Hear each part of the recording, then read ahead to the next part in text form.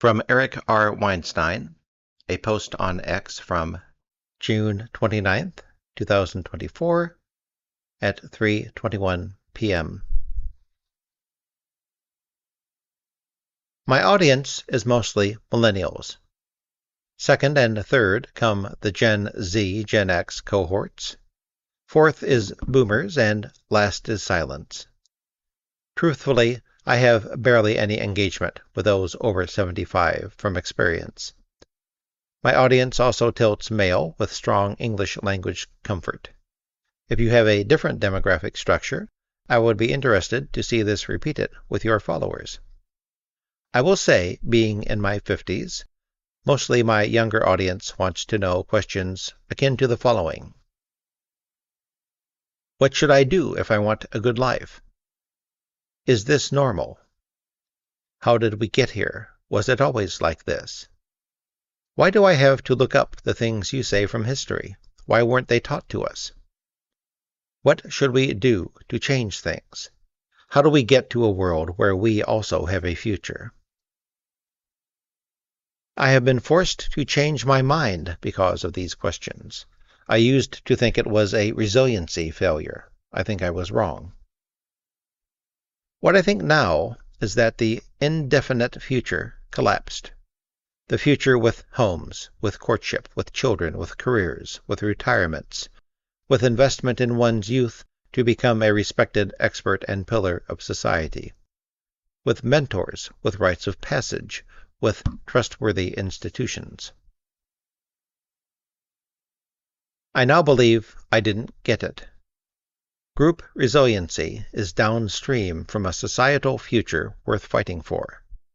Those young people who still see an individual future are still individually resilient. As an example, a group of young tech entrepreneurs in San Francisco may not see a future for California. Yet they are working their hearts out for their own futures.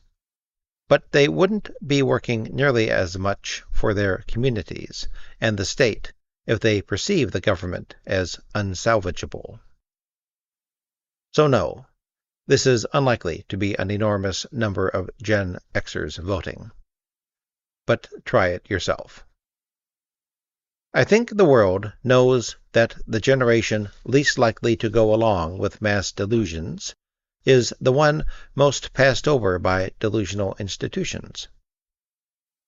And lastly, a few of you don't get the generational issue and my focus on it. You act as if it is some blind spot that I have somehow never considered. Let me be blunt. It's not about magical cohorts and mindless generalizations. You're not getting it. The boy pictured is Eaton Patz.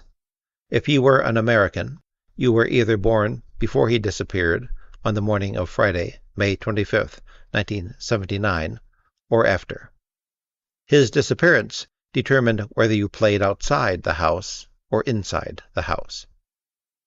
You were either born before or after the no-fault divorce wave starting in 1969. That had a huge effect on whether or not your family stayed together.